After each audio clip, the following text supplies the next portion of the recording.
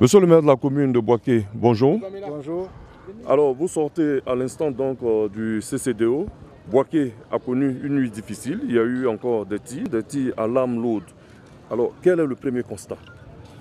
Le premier constat est navrant parce que aujourd'hui, je viens de voir que la base, le siège du CCDO de Boaké est totalement détruit.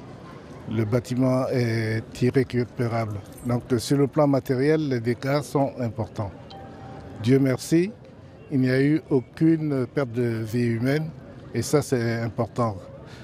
Aucune perte de vie humaine, ni du côté des agents de la CCDO, ni de la population. Alors, monsieur le maire, est-ce qu'on peut revenir sur les raisons qui ont provoqué cet incident? Les raisons me sont pour l'instant inconnues. Je pense que nos autorités vont procéder à des enquêtes fouillées et nous saurons ce qui se passe. Parce qu'il faut savoir qu'est-ce qui s'est passé pour ne plus que cela se poursuive. Boaké a assez souffert. Nous ne voulons plus vraiment pour cette année 2018 ce genre d'incident. Vous savez les conséquences que cela entraîne sur le développement de la ville.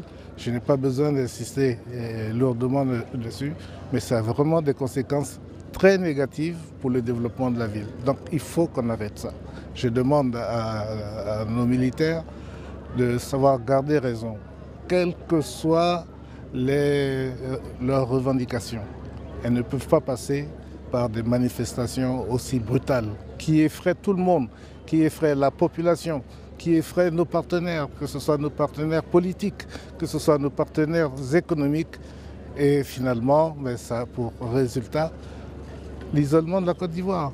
Alors que le président de la République a réussi quelque chose d'extraordinaire en 2017. Il a fait revenir la Côte d'Ivoire au devant de la scène. Il a positionné la Côte d'Ivoire dans le concert des nations. N'abîmons pas ce travail merveilleux et gigantesque.